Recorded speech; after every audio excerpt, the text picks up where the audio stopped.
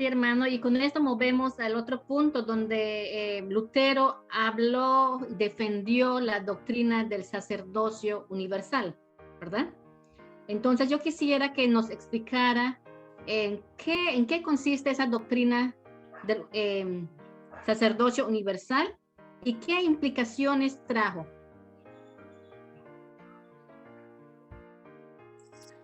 Sí, hermana, y como mencioné, ¿no? La liturgia trajo el cambio en la liturgia, cuando Lutero ve la importancia también de que los hermanos, los congregantes puedan también participar, y él lo promovió porque él creía firmemente en esa doctrina bíblica que es el sacerdocio de los santos. Y entre las obras influyentes de Lutero se encuentran en que en 3 tratados se menciona, pues habla y se nos menciona que en la que él argumentaba que tanto los laicos como los clérigos compartían el sacerdocio de Jesús, a donde él claramente estableció de que las bendiciones espirituales no solo son para el clero, para aquellos importantes, para aquellos quienes tienen lugares de preeminencia, ¿no?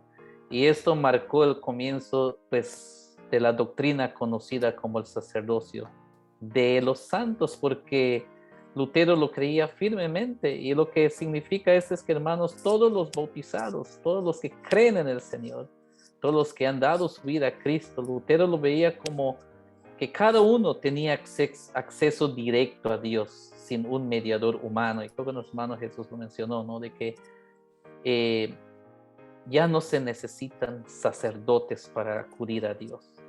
Y esta idea realmente fue impactante también porque Lutero enfatizaba que todos los creyentes son sacerdotes y que todos deben tener acceso a la palabra de nuestro Dios. Por supuesto que esto eliminó y comenzó a quitar toda esa división histórica que separaba al creyente común, al pueblo de la iglesia, de los ministros consagrados al sacerdocio o a la vida religiosa. Así que el regreso a esa doctrina fue vital, a donde los creyentes se miraban como personas igual como cualquiera, y sobre todo ante los ojos de Dios. Eran iguales a los demás, y los demás eran iguales a ellos. Por lo tanto, ellos podían, pues, apoyarse, podían orar el uno por el otro, podían ser apoyo para sus demás hermanos, y podía más que todo acercarse a Dios, a Jesucristo, sin tener que tener un mediador, como lo hacía la Iglesia Católica Romana. Por lo tanto, esa doctrina de la sacerdocio de los santos cambió y prácticamente trajo un regreso a los aspectos bíblicos de que nuestro Señor Jesucristo es el mediador entre Dios y los hombres. Y eso, por supuesto, iba a traer una reacción de la Iglesia Católica Romana, porque ese era uno de sus puntos fuertes, en que el feligrés necesita de un sacerdote. Y esto, por supuesto, iba a haber una reacción muy grande de la Iglesia Católica contra este ataque y esta nueva, para ellos, enseñanza. Pero para Lutero y para la Iglesia era practicar lo que la Iglesia en el libro de los Hechos practicaban, a donde Jesús era el único que nos lleva al Padre.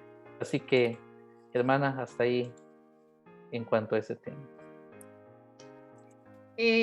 Una de las cosas que me llamó la atención cuando hacía investigación también, hermano, es que dice que cuando Lutero y su esposa tenían huérfanos en el hogar, cuando daban alimentación, ¿verdad? Lutero permitía a su esposa también proclamar la palabra de Dios, evangelizar a los que estaban allí. Eso también pudiéramos decir que cae como por el hecho de la doctrina sacerdocio universal. Lutero le da más oportunidad también a las mujeres que se encarguen también de enseñar la palabra, transmitir la palabra a sus hijos, por ejemplo, las que son esposas y tienen familia. Esa responsabilidad o ese privilegio también es de nosotros de transmitir valores, principios bíblicos para nuestros hijos.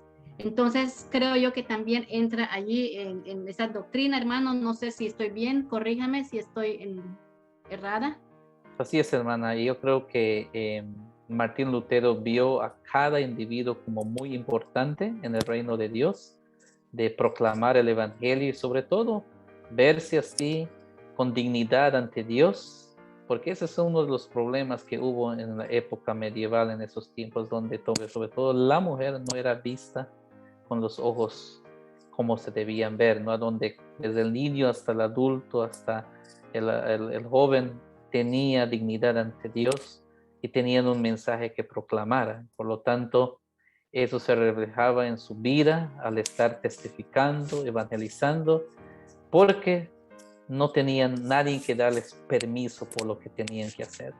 Y porque ellos sabían que lo hacían por Jesucristo, ¿no? Y vemos que esto revolucionó y por supuesto fue prácticamente una enseñanza contra la Iglesia Católica Romana, atacando esa enseñanza de que todo es por medio del sacerdote y que tenían la autoridad de decir a la gente lo que tenían que hacer.